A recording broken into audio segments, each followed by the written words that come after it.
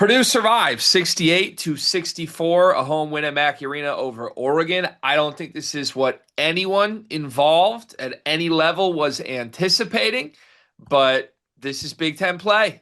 And if you're going to struggle, if you're going to play poorly, if you're going to have things go wrong, you want them to go wrong in a victory that keeps you alive in the conference race. That is ultimately what this result has done. This video is brought to you by Tinker. I got this bag right here. It's a big bag. Zing. I got this bag right here. Dropped it. That was not an intentional bit, but that's the Hambella blend. I got the Puebla right here. I got the Cocobolo right here. I guess what I'm saying is all of these bags are equally important to the Tinker universe. And if one falls flat on its face for any particular reason, the other's got to be there to pick them up. I don't know what metaphor I'm trying to do right now. Can you help me? Well, I mean, big bag over to big podcaster was right there. I thought you were going to go there. For those who do take notice of when I do record, Gregory, there is a change to the backdrop for me. I had to tap into the big bag of Zing. I needed another bag, so I was out of my original, so I had to tap into the display. But right back there, I got the decaf, I got the conduit as well. I got to try the decaf one. I haven't tapped into that one yet, but I know shouldn't be drinking coffee that late in the afternoon, so I probably should tap into that a little bit more. But Zing is my favorite. It's always in my cup for all previews and recaps, and just on a day-to-day basis. We are a Zing household. If you want to make sure you have it in your household at all times, use promo code SLEEPERS, get 25% off. Set a recurring order. Make sure that you always have it in your household. You always got fresh, hot, smelling good Tinker coffee, the best in the Midwest. Thank you, Cart. Okay, to the recap, 4-point victory. Some quick bullet points. Fletcher Loyer, Ken Palm MVP. He hits the big shot late. He probably deserves the most sizable moment in this recap from a personal perspective. Trey Kaufman-Ren, 12, 8, and 4, along with a steal and one turnover in 29 minutes. Stuffed the stat sheet. Thought his effort was noticeable. Purdue turned to him late repeatedly. Braden Smith, 13, 4, and 4. Thought his first half was brilliant. Thought his late game was about the worst you'll ever see Braden in a late game situation. A lot of turnovers late. He finished with 6 turnovers to 4 assists. We'll have to discuss it with him on running point a little bit, just what exactly went wrong in late game, but it was some uncharacteristic mistakes for sure. Card outside of the big three, it was a quiet night from all involved. And I don't mean to role player blame. I'm not trying to go BYU head coach Kevin Young here. But you got 2 points on 4 shot attempts from CJ. You got 3 and 2 in 20 minutes from your starting center, Oscar Cluff. DJ with a really nice night, 9 and 4 in 20 minutes off the bench. I thought Omer and Jakari were kind of all over the place with defensive miscues in this game and missed threes. And then, I don't know, Benter, I guess, was flying around a little bit. But am I mischaracterizing this at all to, I guess, just from a starting place, feel like it kind of reminded me of last year a little bit of like, all right, big three, what do you got for us today? And over the course of a 40-minute game, for one of the first times this year, man, I thought it wore the big three down a little bit. I thought all 3 of them were kind of just like, someone's got to do something to help us at some point here.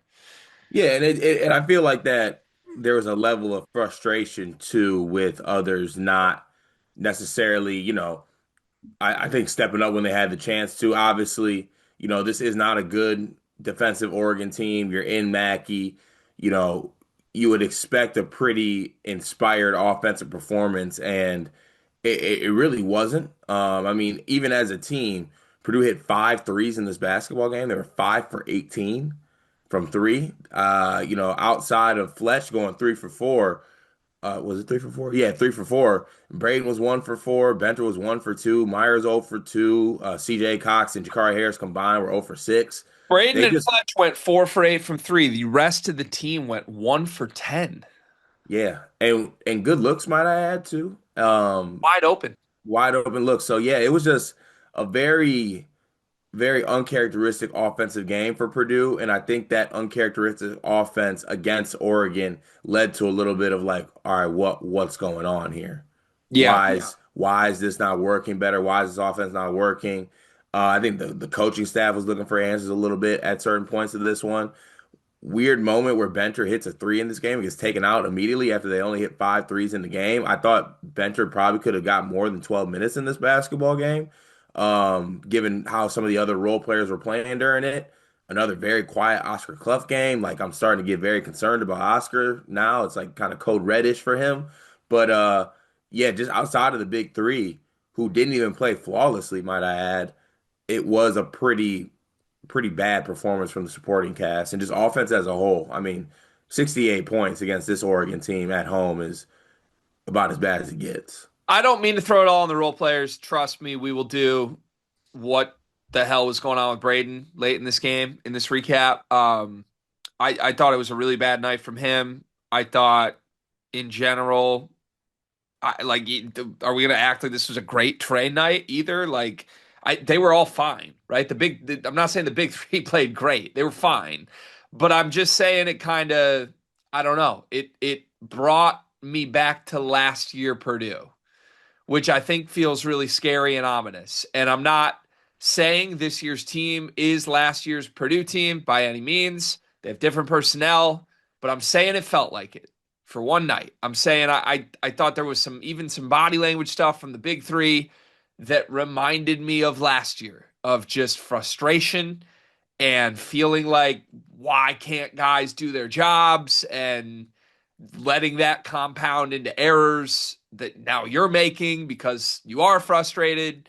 It just reminded me of last year. And the story last year was we're getting no contributions outside of the big three. That's what it was all year. And man, these are wide open threes. They go 1 for 10 on pretty wide open threes from the role players against a really bad Oregon defense. I thought it wore them down for sure. Okay, one of my feelings in general with this before we start to go player by player is I feel like Purdue's pretty fortunate not just to escape with a win here, but let's call this what it is. I think they're very fortunate they were playing Oregon Hmm. for this type of performance. I mean, you look up, you're down 61-58 with 4 minutes left. In that final 4 minutes, I'm pretty sure Oregon did not score from the field. I believe they went 0 for 7, 7 straight stops is what Matt Yeah, Painter said down the stretch. no field goals the last 4 minutes and 38 seconds over the last seven to end the game. During And, that stretch, and that one open look to like they had a miscommunication. I think it was Sinkins had a wide open corner three. Like it was dicey. Paint praised the defense after and said, I thought the story of this game was our 7 straight stops to finish it, which made me go like this. I just think they're really fortunate. Like to my eye, they generated wide open shots on those 7 possessions. What did you see? Yeah, I didn't necessarily come away from that thinking, damn, they really sat down and got stops. Um, They did rebound. They got rebounds in they that did stretch. rebound, which is a part of stops. I will give them that. There were some really big rebounds in there, especially given, that I feel like especially there was three of them where like Wei Lin was coming off a screen and they were like deep and there was kind of those rebounds that it's like, oh, it's in the air, who's gonna go get it? And to produce credit, it was them that came down with the basketball. Yeah, but I guess I don't know if I could frame this, wrap it up in a bow, and here was the game. I don't think Oregon played well, and yet they led by 3 in Mackey Arena with 4 minutes left. I mean, Nate Biddle had a good game. Paint said it too. He got to the free throw line, 14 shots at the line, and made 10 of them. Mm. I think that juiced up his 23-5 a little bit. He had 13-5, if not from the free throw line. But like, dog, they shot 5 for 25 from three, 20%. They go 11 for 16 from the free throw line, 68%. They have 13 turnovers. They get out rebounded by 4. They fouled 7 more times than Purdue. Like, I did not at any point in this game watching it feel like Oregon was playing well. And yet, you look up with 4 minutes left, they are leading in Mackey Arena. I'm trying to wrap my brain around this. And I saw, I tweeted just with a couple minutes left, I tweeted, I am confused. I still am confused. I think Newbert after the game tweeted like, I have no idea what to say about this team right now. Mhm.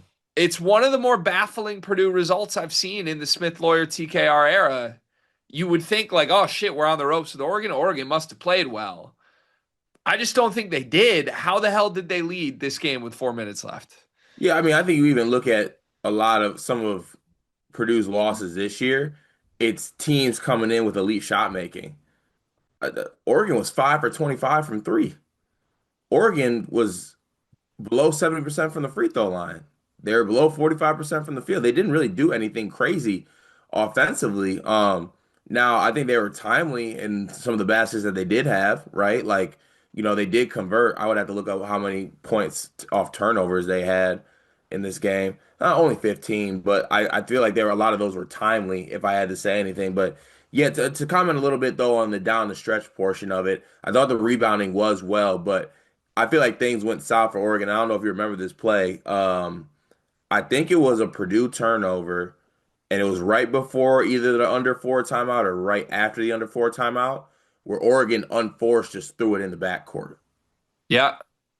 That one felt like I was like, oh, that was the opportunity for them to push it to a two possession game with under four. The pressure is building.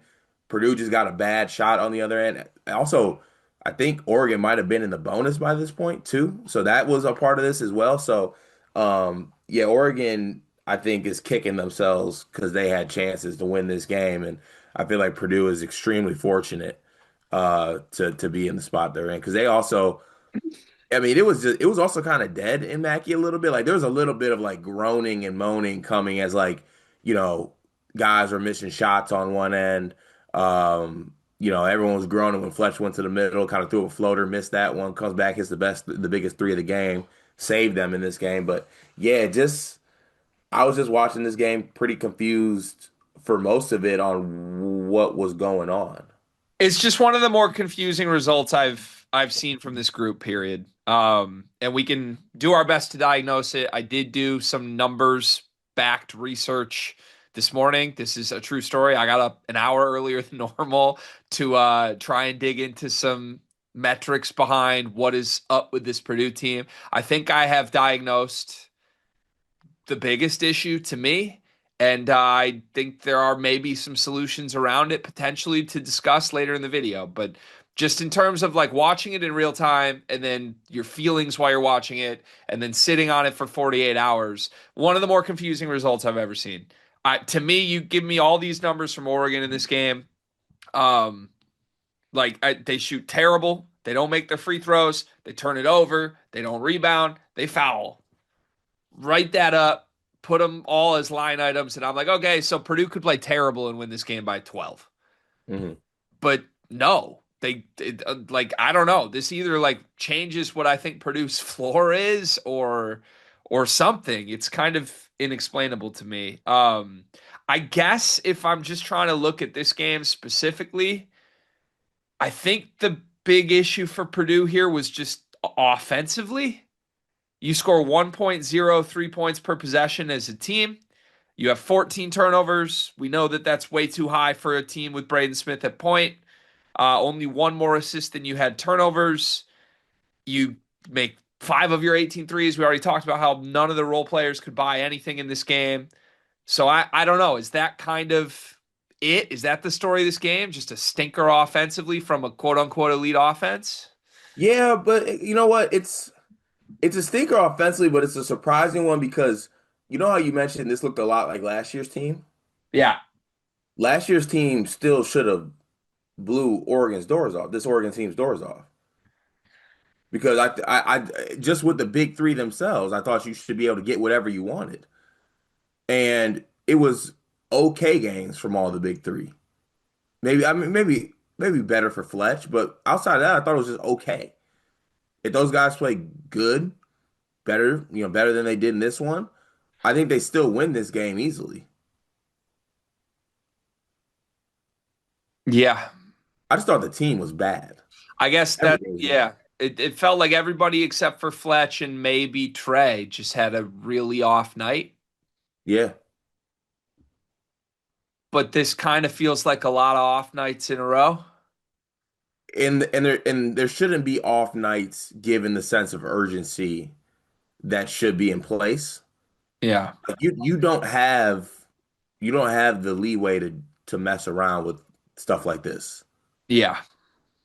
You Right. don't you don't. And classic coach speak here, but if you play like this at home against Oregon, and there's any semblance of that, because they go on the road to Nebraska next, right? Yes. I mean, this, you could convince me this was like a look ahead spot a little, But maybe a lot. you're not in look ahead territory here. Yeah, there's a lot of big narrative conversations coming from a lot of places right now. Is this team locked in? Is their leadership? Are they? But I don't know. Do we need to go down that route? I rather my top five Ken Palm offense score the basketball. Let's start there. Yeah, Let's start there because the defense wasn't bad. yeah. I mean, I guess I don't know. Trying to look for silver lining here at all. We've talked about how this team needs to find ways to win when they're not making shots. And ultimately, they did get seven straight stops down the stretch and win a game when they weren't making shots, right? Like that's Yeah, rare. Normally, when this team misses shots, they just lose. yeah, But I think at the same time we're saying that, give them credit for it. Very fortunate this was Oregon yeah. because they got a lot of open looks late that they just blew. Oregon missed shots though too. It's like two if it's two teams missing, if it's like you miss shots, the other team doesn't miss shots. Oh, okay. And Purdue's we're missing shots is supposed to be a lot better than Oregon's we're missing shots, especially Yeah. in Mackey Arena. You kind of mentioned it. It felt like there was no life in Mackey. I think in 4 years of doing this, this thought has never even crossed my mind. Has Mackey been all that ferocious this year? Not necessarily, no. So just in general, Purdue's last 10 games, they've covered the pregame spread once. They're 1-9 against the spread in the last month and a half. That one is what against Maryland? That one is Maryland. And that's, I mean, say what you want. I know people don't bet. Who cares? The point is, like, if 9 out of 10 games you're failing to exceed expectation in a game, expectations are probably off. And dude, like five straight home games, they haven't covered the spread. They beat Oregon by 4 at home where they're down with 4 minutes left. They lose to Illinois and a freshman goes for 46. Iowa and Penn State and Washington were all single digit games. I mean, they got blitzed by Iowa State going back to the non-con. It doesn't feel like it's as difficult in years past to go to Mackey Arena this year, which is confusing for me given the seniors on this team. Like, this is a good basketball team, but I don't know. Am I overthinking this? Is the crowd just responding rightfully to what they're seeing on the court, and there's an air of frustration in the building? It feels like there's a little bit of the word's not anxiety in the building, but a little bit of just like self-doubt creeping into everything surrounding the pro. Like, and the fans, I think, are realizing it too. Because I've seen a lot of, you know, what is this 4 year era gonna end like for these guys? And they're breaking down that, and you're in dog fights with Oregon at home, and there's missed shots going on left and right, and you're supposed to be this great offensive team and great shooting team. When's the last time these Mackey fans saw their team go 5 for 25 from three? Yeah. It's probably just some frustration leaking in. Yeah, I don't know what to call it. I think the fans are right to be frustrated given the product on the floor. In the last 9 game sample size, Purdue is 21st nationally, 6-3, 12th best offense in the sport, 59th best defense per Torvik.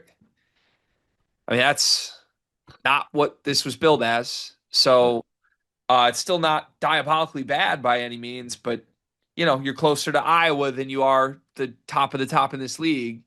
Yeah. Well, here's the frustrating part of it too. Um, and I don't want to get off on this tangent because last time you and I did this, we got into like a little semantics war, but there is a little bit of, guys gotta guys got to knock it down, man. Like we can draw up everything in the book. We can do everything that we do, and I know guys are in the lab, they're working. I'm not even doubting that whatsoever. But there needs to be a little bit of like, yeah, it's easier said than done. I'm not even trying to get that across as this, but there's doesn't have to be like this long discussion and breakdown and inner Fair. look within on what's going on. Guys need to knock down shots. Can it be both though? Because I agree with you. Yes, yes, I do think it could be both. I just don't want that part to be lost while discussing the inner part. You know what I'm talking about? Because like I feel like you and I did that with Michigan State the last 4 years at Yeah. length about like, oh, they need to be tougher. Well, no, guys are like missing from the elbow. That's nothing to do with toughness. You know what I'm saying? Yes, we'll do a body language PhD reading before this video is done. We'll do some that yes, there I think it's fair for people to question that. I don't think you and I are questioning it. You and I are more like guys are missing shots. To your point, the shooting guard spot was the problem in this game. 0 for 8 from 3 from Cox, Harris, and Meyer combined. They all missed multiple threes. Like, okay, take that out. The rest of the team was 5 for 10. It was the shooting guard spot, the missed threes. And they were Volume really low too against this Oregon team. Yeah, would have liked to see Fletch get more on a night where he was 3 for 4 and led the team in scoring. But all right. Anyways, let's go player by player, give some positive stuff before we get into big picture things at the end. And I don't know, some of my analysis that I pulled. Fletcher Loyer, Ken Palm MVP, 18 points. As I just mentioned, 3 threes, only missed 1 3 on the day. Chipped in 4 rebounds and 2 assists with it. Played 32 minutes, which I do think is noteworthy. Even in some of his bigger games this year, I don't think he's been in the 30s all that much unless he's shooting the lights out. And he was shooting the lights out, so he got there, right? But I don't know. Given all the questions about Fletcher Loyer lately, he responds with back-to-back Ken Palm MVPs in 2 wins this week. He was Purdue's best player in back-to-back games and shot a combined 10 for 14 from 3 in these 2 games. I think it's very fair to just say flat out, if not for Fletcher Loyer's performance in this game, Purdue loses. 100%. And he hit the big shot late. Down, what were they? Were they down 1 or 2 at that point? They were down one Down 1, less than a minute left. Real on the ropes here. and deep. And deep. So Purdue takes a timeout. Assume that was all right, PJ. What do you got? Time. Couldn't really tell what they were trying to get to in the end. It looked like whatever the first option was broke down. Just got blown up. Got blown up a little bit, and there was a little bit of a scramble, which by the way, too, there was a lot of that down the stretch. Did you notice that? A Like, lot of yeah. just like well, we're like looking at TKR like holding on the wing, and guys are like trying to, and there's the end of the shot clock where CJ tried to come off a screen and he just like fell, and they got a shot clock violation. There was a lot of that going on down the stretch too. Yeah, it was a weird, all around weird. I think everyone involved in this game was like as confused as we were watching it. I think Yeah, Oregon felt like they were like, dude, I can't believe we're still up right now. And yeah. Purdue was just like, how are we losing right now? Right. But to your point with Fletch, obviously they needed all of his points in this game. His shooting was massive for a game where they only hit 5 threes. They needed all 3 of his 3s. He also did a good job getting to the free throw line in this basketball game. He had 7 free throws, 7 for 8. You know me though. I'm gonna stay consistent. I don't want games where Fletcher plays 32 minutes and shoots 4 3-pointers. I don't get how that happens. I don't think Purdue wants that either. I think I don't know. Well, maybe that is a small credit to the Oregon scout. I didn't feel like in watching this game Fletcher was like wide open and they weren't getting the ball. So, It was not even that. I feel like I guess to his credit, there was a lot more aggression to the basket, getting to the free throw line in this one. So like that cancels out my want for more threes. But I just I don't think there should be any game where Fletch shoots less than 6 attempts a game. I want to say this. I noticed Fletcher defensively in this game multiple times in a positive way. Mm. Did you pick up on a couple of those plays too? He had a couple like kept in front of his man, kind of forced a live ball turnover. Um, he had one shot contest that I think led to, I don't know, just like a weird, terrible miss, and Purdue got out in transition. I just noticed more from him in various ways than just shot making. And coming off of all the conversations, I know we don't need to revisit them, but like for the crowd that was like, well, at least we get defense from Jakari. If you had actually made any sort of tactical flip, you lose this game because I thought there were defensive mistakes from all of the bench guards who also couldn't make a shot.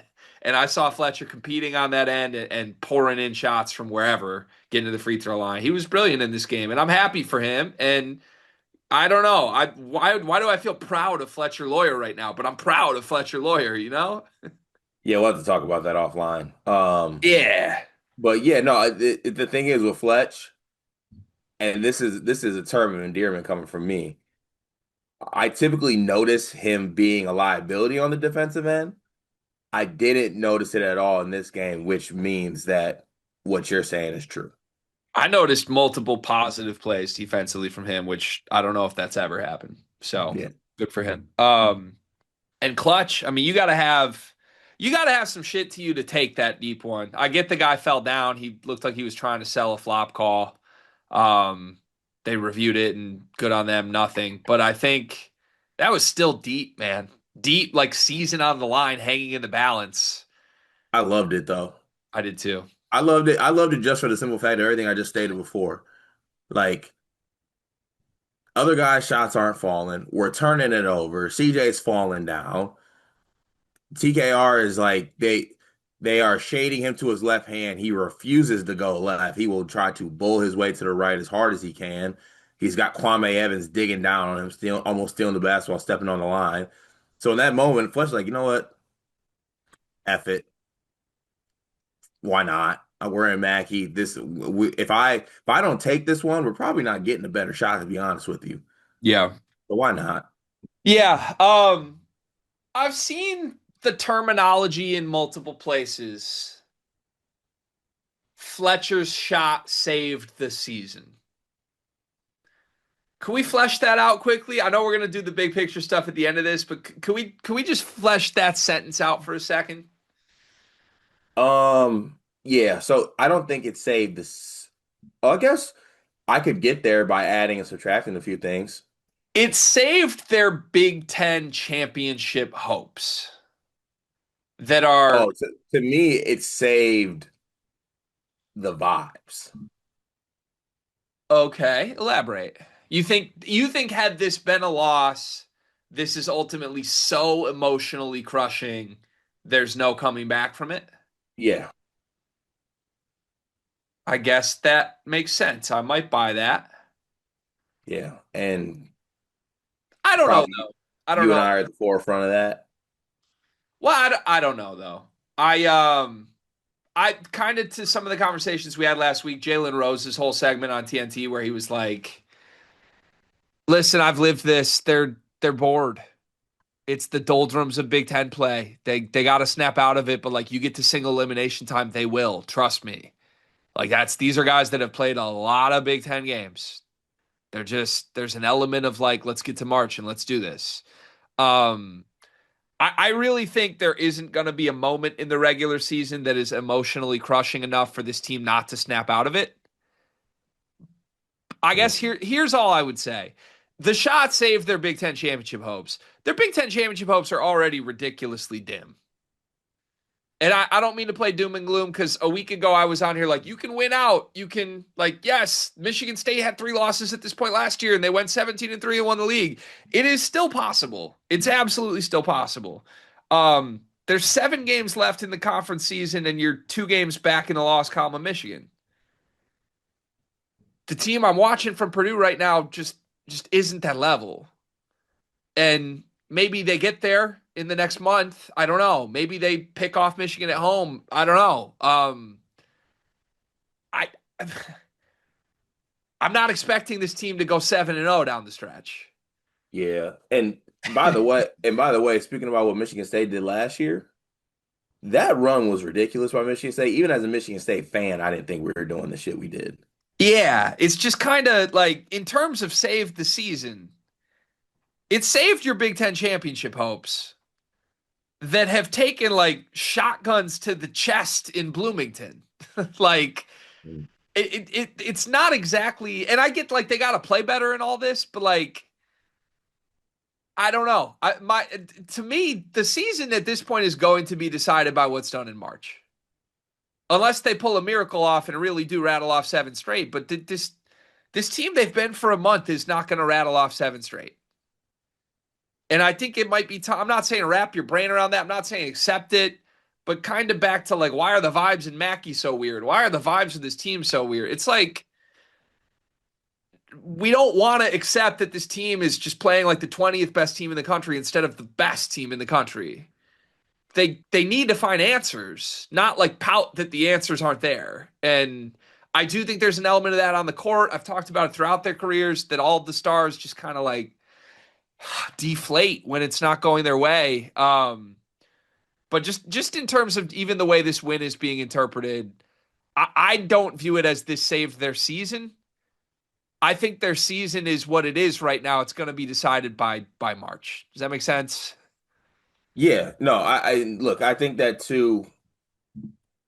There's still so much to play for, and everything is not hinging on like obviously this team has hopes of a Big Ten championship. If they do go on a run and tie or win it outright, I wouldn't be like, oh my God, I'll just give it the flowers it deserves. But I do think that there needs to be some bigger picture stuff going on here with this team. And I think a lot of that is related to March. Shit. Sorry, excuse my language. Or just putting yourself in a better position for seeding in the Big Ten tournament to maybe win a Big Ten tournament or something like that. Get a banner up, and then it's all what determines this season is what this team does in March. It can That's really happen. all. Huh? It can happen. I'm looking at KenPom projections right now. They're projected to lose their next three games. Yeah. I mean they play at Nebraska. They no, I mean at Nebraska, at Iowa, home against Michigan. They play Michigan. Like it's a tough stretch here. Yeah, The only reason I said that the vibes would have been like astronomically low is you lose a game at home to a team that's out. I think Oregon's outside the top 100 in KenPom. they're 99th now after this game. But yeah, I get it. I totally get it. I agree. All I would push back on is that the vibes are already hell. It feels like vibes are pretty low right now, and I don't think they were saved by this game. If you want to call it our Big Ten title chances are saved, yes. Your Big Ten title chances also depend on you winning three consecutive games in the next week and a half that you're projected to lose. Now, if you do that, we will come on here and completely reevaluate this. But it just sort of feels like there's an element of burying your head in the sand about this right now. Like this is like the fifth best team in the league this year. And I'm not happy with that. Trust me, I wish Purdue was destroying all these teams. It's better for us in a million different ways if that's true. I am genuinely rooting for it to happen. But, we kind of got to accurately assess what we're seeing. And if you're clinging to the idea that this team is going to run the table, I think you're really like buying a lottery ticket and hoping it hits. Yeah, but you can't fault them for believing it can be done. But like the next time they lose a game, is it, oh, the season's ruined? It's Like the thing is, I feel like it is gonna feel like that, and it shouldn't. that's they're a good basketball team, not a great basketball team. They got to play well. But Yeah, I don't know. It's so much like life or death to me. Like we were gonna die. It's like they're yeah. not I mean, playing well right now. there's good teams in the Big Ten, man. It's Oregon not, is not one of them. But yeah, but it's not easy to win. It's not easy to win the league. right, goodness. Okay. Other things in this game. I think Kaufman-Ren's next. I would say Fletcher and Trey had good games. I don't think anybody else on the team had a good game individually here. Trey finishes with 12, 8, and 4. I thought repeatedly down the stretch of this game, more deliberately than they have all season long, they went to Trey Kaufman-Ren, threw him the ball in the post, and said, go score. I thought in real time it was the right decision because down the stretch of this game, I thought that Braden was just a little bit all over the place, maybe a lot of bit all over the place. So, if you're trying to figure out where do we go, what's our most trustworthy option right now? And for whatever reason, Braden was having turnover issues. I did not mind at all going back to what was so good for you last year. Get the ball to TK and let him rock. And I thought he got to the free throw line a lot. He made clutch ones down the stretch. He finished 4 for 5 at the line. He had a couple really nice post buckets. He could have scored more than 12 in this game for sure, but a lot of those 12 to me were like in the clutch, back against the wall. We need you to go score right now plays. Mm. Mix in with it, he was the leading rebounder for Purdue in this game. Mix in with it that he tied Braden for most assists on the team in this game. Just thought it was a really reliable performance from Trey. What'd you see? Yeah, for sure. First and foremost, he rebounded the ball, which, that's two back-to-back games rebounding really well, especially with Nate Biddle being back for Oregon. It makes the rebounding performance a lot better too. When you're looking at it on paper outside of, you look at the 10 at Maryland, you're like, okay, he was going against Sam in Washington. But against Oregon, true legit size and athleticism in that front court. And he was able to be really good on the glass. 4 assists, kept the turnovers down as well, which is huge. He's coming off back-to-back games where he had 3 turnovers, so he took care of the basketball. And honestly, if I was Trey, I would be pretty frustrated with how this game played out because I thought there was way too much too big in this basketball game where it could have been one, and I thought this could have been a big Trey Kaufman-Ren game. Yeah, it might be time to look at some things. I think anyone that covers this program or roots for this program is open to the idea that the too big thing isn't working right now. And we'll Yeah, go down that path in a moment. and I'm not saying, look, there's successful too big teams across the country. But if you're not taking advantage of it, you are also putting yourself at such a disadvantage by Yeah. running two bigs all the time. The spacing is off. Things look disconjointed a lot when the two bigs aren't working. I thought that this should have been a massive small ball TKR at the 5 game. Yeah. Well, I mean, I don't know. Easier said than done because Biddle's 7 foot 250. So you want your size there. I'm But fine. Biddle was getting whatever he wanted anyway, he was just getting the line.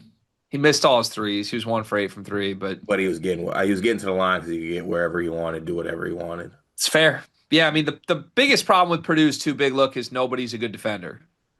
DJ blocks shots, and he might be key to the season down the stretch of this year for me, honestly. But I think like Oscar's getting exposed to everywhere. Whatever pick and roll coverage you put him in, he can't guard it at the Big Ten level, and he doesn't block shots, and he's not rebounding right now.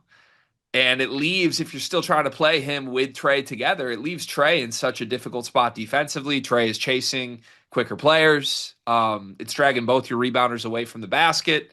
So, yeah, they have a lot to figure out. I have numbers that show basically this hasn't worked at all that I'll get to in just a moment. But I think you're right. For Trey, they got to get Trey going down the stretch of the season.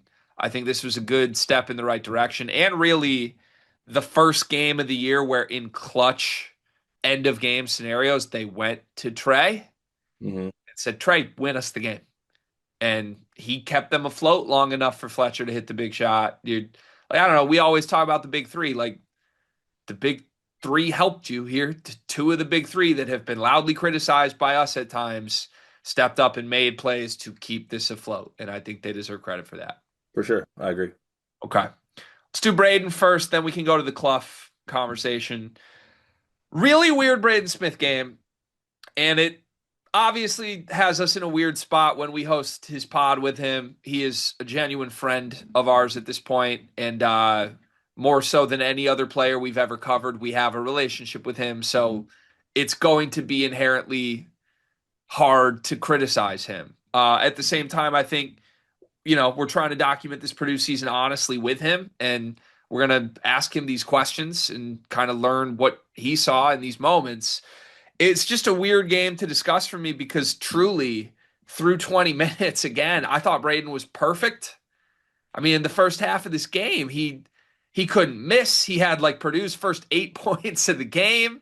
The only thing that was going wrong for him in the first half was I think he had like 3 assists at halftime, and probably had 6 assists he should have had on wide open shots that were missed. Mhm. And then in the second half, it just stopped. And I don't really know why, other than maybe he was frustrated.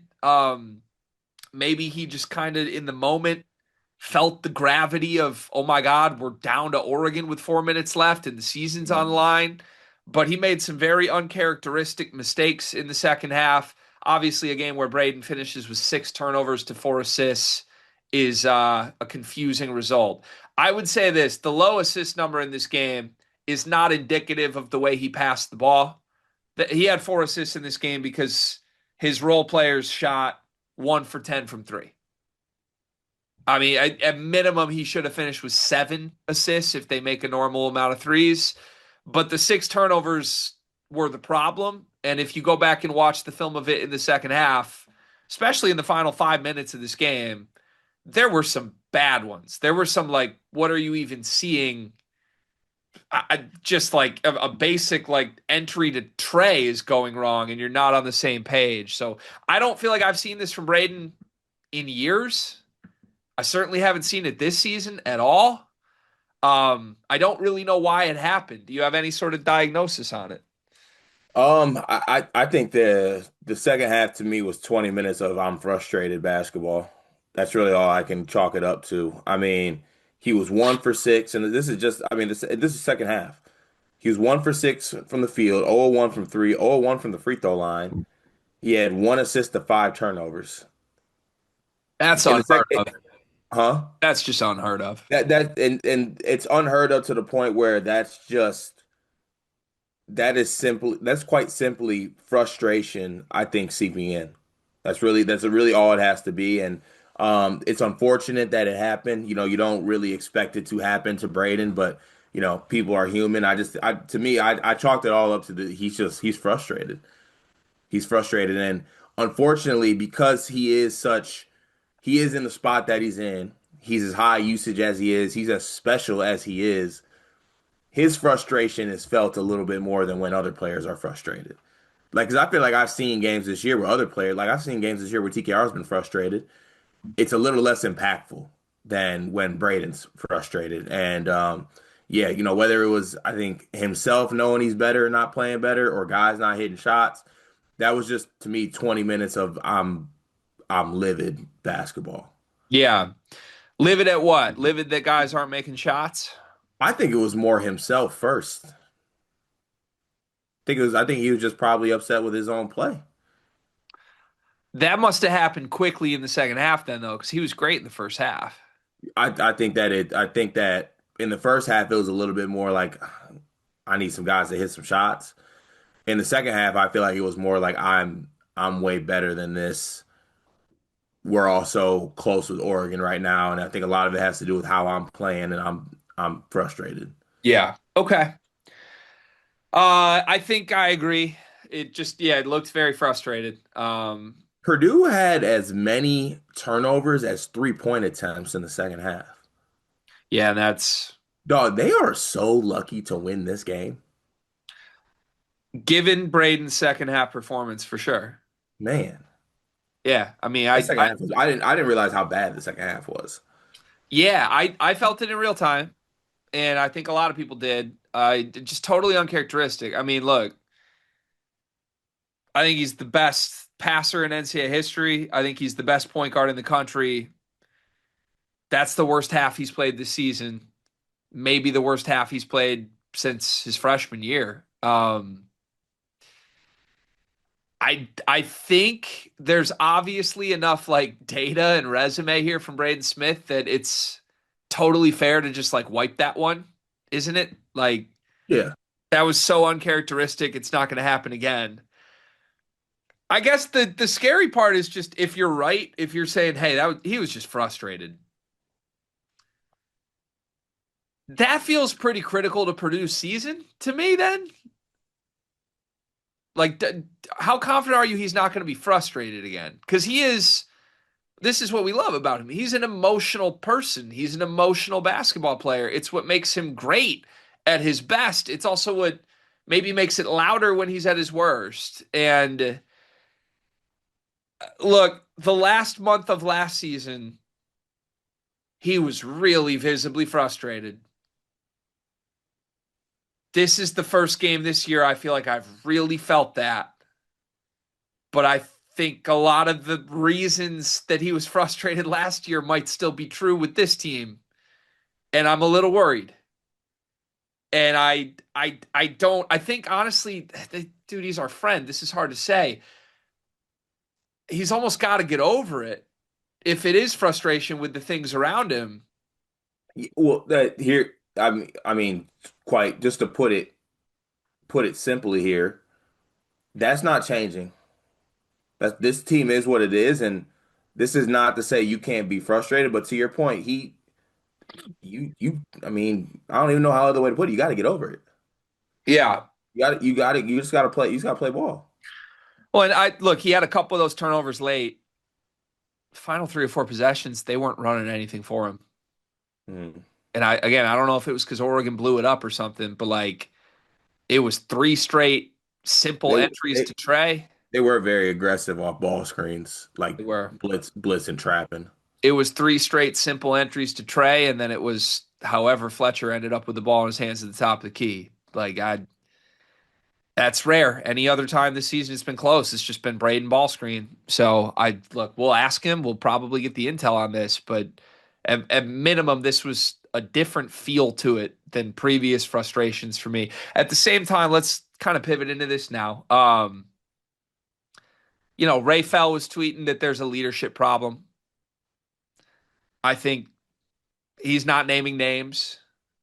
I think we can interpret that however we want. To me, if you're going to say there's a leadership problem, that would apply to every vet on this team, right?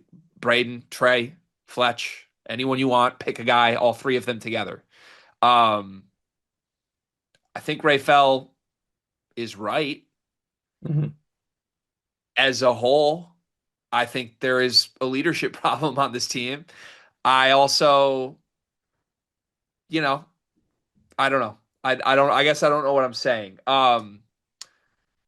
I struggle with pinning Braden with leadership stuff as the guy is diving over the scorer's table. Hmm. Like every game for a month, this dude's on the floor, and I don't know that I've noticed anyone else on the team do that. Yeah. So he Braden is lead by example. Fletcher is lead vocally and by example. Let me hit shots. Trey is lead philosophically and Lead give me the ball when I spiritually. need it. Like we get it. These guys aren't like your traditional leaders, and communication is an issue with them. But I don't know. It feels like Braden's leadership is being called out, and I don't know. It looked like Braden's dad had some thoughts on Twitter yesterday as well. He mentioned the podcast in a tweet. So, do you have any thoughts? A terrible second half from him, diving over the scorer's table in the first half. Mhm. Is that stuff a concern to you right now? I think play overall is the most concerning issue to me, and obviously the frustrations leaking into it, I think means something. I just feel like there is so much in basketball that is like leadership. I'm gonna put these guys on my back. I'm gonna lead them. I'm not saying that it's not. Raphael played at a very high level. He knows that. He's probably one of the better leaders, defensive players to play for Purdue. He led by example, right? And people followed his lead.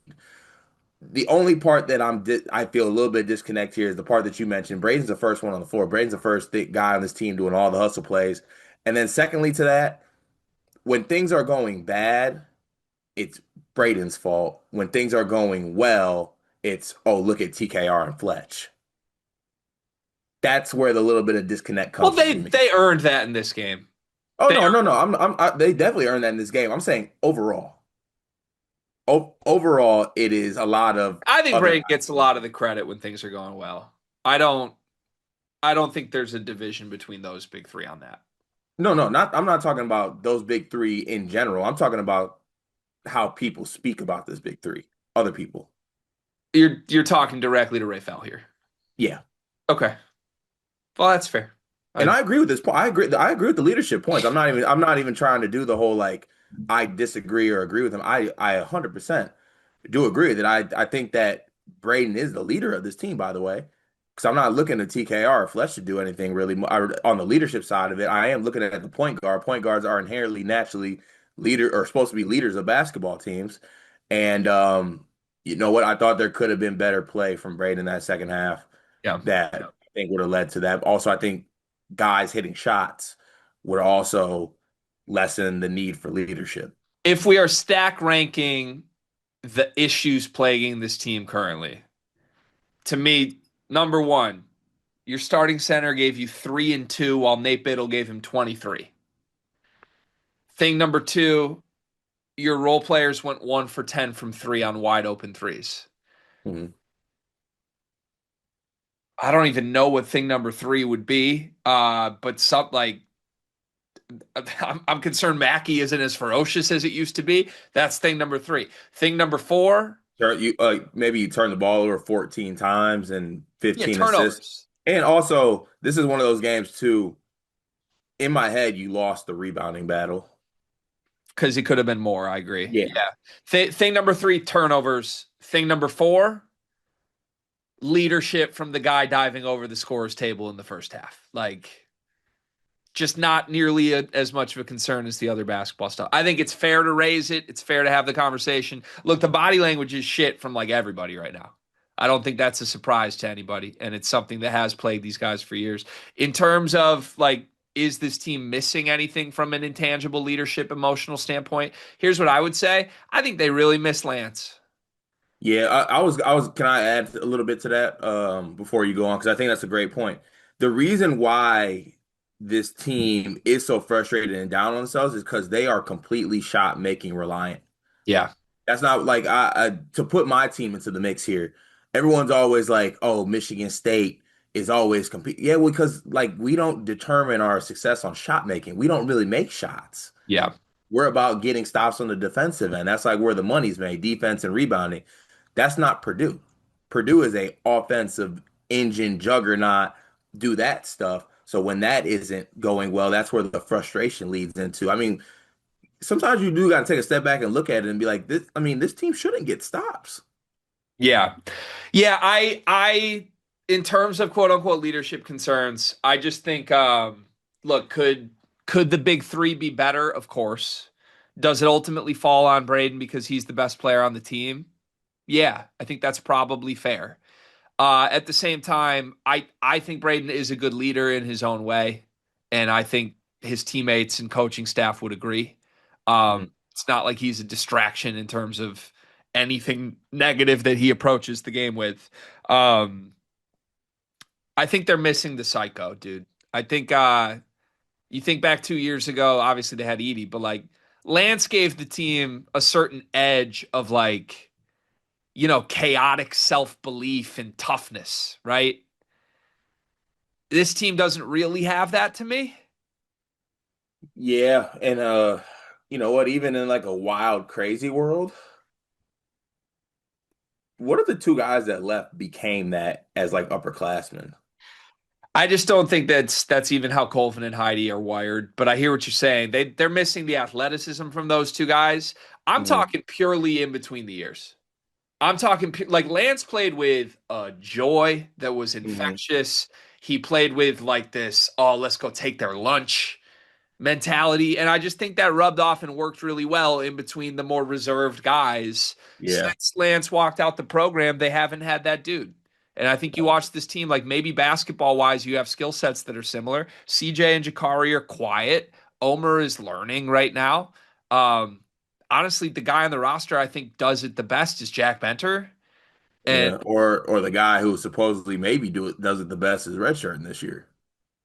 yeah, true. It could have been Antoine in theory. So I don't know. I look, he said, she said, like coulda, shoulda, woulda made changes to the offseason with this roster. But in terms of leadership, I have a hard time coming after these guys for leading the same way they've led for 3 years, even including a national championship appearance. So all right. Moving forward here. Oscar Cluff, 3 and 2. Biddle gave him 23. Oscar still played 20 minutes. He had 2 turnovers. He had 2 rebounds.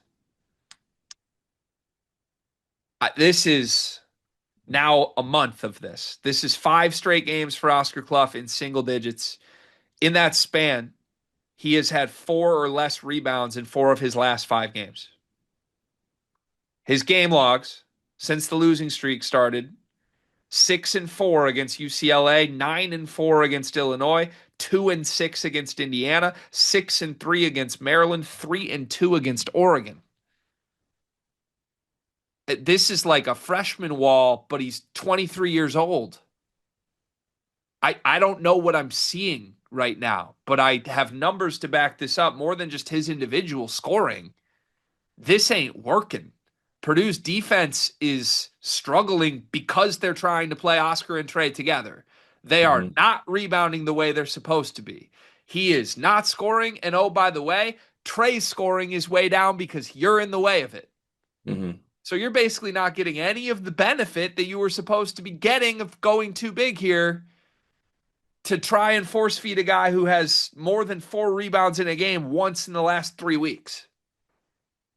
I don't know what we're seeing. Now, I also know he can play better than this.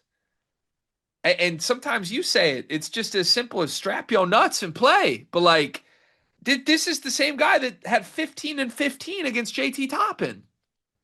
He got a Ken Pom MVP in that game. So I don't know how to interpret what is happening right now, Cart. This is as bad as humanly imaginable. Point blank, you are getting Caleb first production from Oscar Cluff.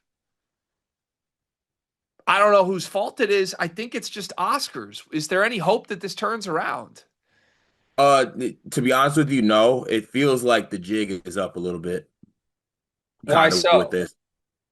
Just because I think that he's been figured out. I think that a lot of teams across the country, especially in the Big Ten play, realize what liability he provides on the defensive end.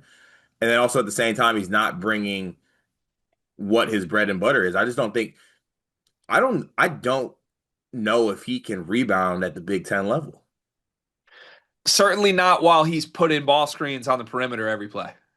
Right, which that's not going to stop. So you're kind of getting like empty 20 minutes from it. And I brought this up. I don't know if it was on the morning show or another thing that I did with you maybe, but there's no gravity associated with Oscar Cluff right now. He clogs things up. Fletcher spaces the floor. Fletcher could be out there with a bum ankle and anything about it. When Fletcher's on the court, people are worried about Fletch. Maybe they try to go at Fletch defensively, but like they're also worried about Fletch. What are you worried about with Oscar Cluff? Seals. S- All right. I He's mean, also not he's I'm also not finishing the the only best. thing they shooting 71% from two. The only thing I'm going to say Well, to I'm defend saying as of recently, if you could break that down, I feel like he's going like he's had games like 1 for 2, 2 for 3. one for three in this game, 2 for 2 the game before, 1 for 4 against Indiana, 4 for 5 against Illinois, 3 for 5 Okay. against UCLA. So All yeah, right. Yeah, maybe a little bit overblown by me, but it's just couple bad ones. I just think that he's not doing what you kind of brought him in to do. And I think there needs to be a hard decision made where he goes from starter to like his minutes being majorly cut. I think you're past the point of no return with that. I don't think we can. I don't think we can just get rid of Oscar Cluff. He's still going to have to play. It could be But in a like, reduced role, can he but play 10 minutes a game? are you playing DJ 20 still? I'm playing small. You're going small for like 20 minutes Yeah, and then give both the centers 10 minutes instead of 20? probably, yeah. I mean, the thing is, right now they're not going small at all. Or may D or go let DJs go up a little bit and then the other ones be small ball. Oscar and DJ played 40 minutes combined at the 5 in this game, combined for 12 and 6 with 2 turnovers and 0 blocks. Um, I thought it was a good DJ game. 9-4 from him without a miss is good. Um, I also think DJ does protect the rim in a way that Oscar doesn't. So I don't know. To me, if you are going to force the too big thing on the floor, you've got to turn to DJ more if this is what you're getting from Cluff. You just have to because DJ can space the floor a little bit. You can go to Trey more if DJ's on the perimeter. You also do get some rim protection from Daniel that you don't get from Oscar. But the problem is half the time you watch Daniel, he doesn't look ready. He doesn't pass the eye test physically for some of these Big Ten games. So, yeah, I don't know, dude. I guess this is a good segue into some of the analysis I pulled. And I do think I have diagnosed what this Purdue team is in its current form and maybe what they need to change if they want to try and make a push toward a national championship and a Final Four. Card, I think at this point we can conclude they didn't fix the issues from last year's team. They think they did, and they're saying they did, and they obviously got bigger names and better players in, but the issues are still the issues, and I'd like to share some numbers with you on that if you're okay. Of course. Okay. Last year, 18th ranked 2-point defense out of 18 teams in the Big Ten. I'm looking just at conference play only numbers. That's what matters to me at this point. Non-con, throw it out the window. In conference play last year versus this year, what are you? Last year's team gave up 58% makes in 2-point range. It was the worst 2-point defense in the conference. This year, that was supposed to be fixed because now we got two real centers. Teams are shooting 56% from two against Purdue from 2-point range. That's 16th out of 18 teams in the Big Ten. You got better by 2%. You jumped up from 18th to 16th. It's horrible still. It's absolutely terrible still. I have a lot more on this. Block rate, same thing. From 4% to 6%, 18th to 16th. It's barely better because Oscar Cluff's not a rim protector at all. Last year, you were the 5th best defensive rebounding team in the conference. You were actually pretty good at it. This year, 2nd best defensive rebounding team in the conference. So that got a little bit better. A little bit better. Hasn't fixed much, but it got a little bit better with Oscar Cluff. It was supposed to go from like okay to dominant. It's gone from like okay to good. Hasn't changed anything defensively the way who are the people that were saying that's what's going to fix our defense? We're going to rebound better and it's going to fix our defense. Hasn't fixed the defense. Offensive rebounding has stayed identical. With Oscar Cluff in for Caleb First, you haven't increased your offensive rebounding rate by even 1%. And then overall, this is crazy. Last year, your defense ranked 7th overall in the conference in adjusted defensive efficiency. This year, you're 5th, but per KenPom defensive efficiency, like lower the number, better the defense. Your defense is actually worse. It's just there's less good defenses in the Big Ten this year. So you're now up to 5th instead. Your defense is worse than it was a year ago.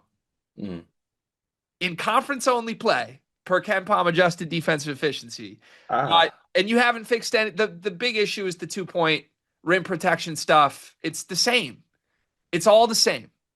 So, here's more of my, like, those are the numbers. Here's some of my own personal conclusions off of this. People try to say it's shooting. That's what's going on with this team, right? It was Fletcher couldn't make a shot at all for a month. Shooting's the issue, not the defense. It's shooting. Bullshit. Last year, this team shot 38% from 3 in conference play. This year's team is shooting 37% from 3 in conference play. Shooting the same number. Did you look at volume in that by any chance? Identical. 37% of attempts last year from 3. 38% of attempts from 3 this year. You're the same shooting team you were a year ago. Is Fletcher going to regress positively? Yeah, but guess what? Some of the role players that were shooting 40% are going to regress negatively. It's going to cancel each other out. You're a 38% shooting team, exactly what you were a year ago. You've shot to that level. Nothing has changed from a shooting perspective where you were a year ago. The problem is nothing has changed that you said would change defensively. So essentially, we look up, it's February 9th, Cart. They're the same team. They got different players. Braden's better. Fletcher's shooting worse. The bench is deeper. Oscar Cluff is a better player than Caleb First. But in terms of what does this team do, what do they struggle with? The profile is the same. It's the same exact thing. And, man, even just production, raw production at the 5 spot, Cart. Last year, last year, TKR and First combined to play 52 minutes. TKR averaged 20 and 6. Caleb First averaged 5 and 4. That's 25 and 10. This year, your starting front court's playing the same exact number of minutes. Cluff and TKR are playing the exact same amount of minutes that First and TKR played a year ago. TKR's scoring got nuked. He's 12 and 7 instead of 20 and 6. You're getting one more rebound from Trey per game and 8 less points because you're trying to force him to play next to Oscar Cluff. And Oscar Cluff, for the cost of that, gives you 10 and 5, trending in the wrong direction in conference play. Cart, you swapped out 25 and 10 for 22 and 12, thinking it was going to change everything for you. All it did was take away an All-American level scorer from what he does best. Make him chase defensively on a defense that hasn't improved anything that you thought it would with Oscar Cluff there. You still can't protect the rim. Teams still get whatever they want from 2. Oregon shot 66% from 2 in this game, while Oscar gave you 3 and 2. At this point, it is the defining thing here. They didn't figure it out. Now, what are they going to do with it? Are they going to commit to this and for the rest of the year stick to this and just cross our fingers and hope that Oscar plays better? Even though all the numbers through 12 games of Big Ten play say it's the same as last year. Mm-hmm. Or are they going to make a change? And oddly enough, the change here is to go to what they did last year. The change here is to go all in on small ball. The change here is Benter. It has to be. It's the only option if they want to do anything other than just hope that Oscar figures it out. But to your point, I don't think Oscar is going to figure it out. I think it's on tape. Teams know how to exploit him. They know how to neutralize the rebounding by getting him on the perimeter. And, man, the biggest hope to me, what could you change down the stretch? The biggest hope to me would be rediscover last year's Trey Kaufman-Ren. Can we do anything we can to get back to the guy that averaged 20 and 6 instead of Mr. 12 and 7? Because we miss that guy right now. And to me, Oscar Cluff's in his way from being that guy. Which brings it full circle to a point that's hard to discuss. That paint kind of messed this up. The hypothesis of the things that he brought in would fix everything have failed. Yeah, and that's unfortunate. But that's also it's unfortunate, but it's also part of the game. Part of the game. And look, I don't think you can blame him because I think we thought Oscar Cluff would fix things. Like at the time that was the ad, everyone approved it universally, including us. So like this is surprising. This is not expected. This is not Pate's fault. It's like at this point, there's enough of a sample size. It's failing. Right. You have the same problems you had a year ago, and you're in the way of Trey Kaufman-Ren being the player he was a year ago. Right. To me, those can't simultaneously be accepted, you know? Right. I agree. So, all right. What would you do given all of this? Is there anything you would change? Or because I actually think it's an acceptable answer to be like, you know what? Oscar just needs to be better. That guy that had 15 and 15 against Toppin is in there. He needs to be better. For me, I'm at the point where I don't feel comfortable just keep on saying that. I think there needs to be a move sooner rather than later to reduce his role. I wouldn't change the starting lineup, but I would go small ball at least 10 minutes a game. Mm-hmm. I mean, they didn't even do it in this game. They went 40 minutes without even trying it. Right. I go at least 10 minutes of Trey at the 5, and those 10 minutes are all about getting Trey opportunities to score. Mm-hmm. Get him back to the All-American offensive player that he was, and you have to make personnel changes to do that. Yeah. I would go to DJ more. I think the DJ at least gives you the rim protection you're trying to get that you get none of from Oscar Cluff. Right. And maybe DJ develops in the next month into something that can change your March. But yeah, I think you've got to try some small tweaks here. Otherwise, You're just ramming your head into a wall with the way Oscar's playing right now. Right. Can't be surprised with the results now. I think it is what it is. Right.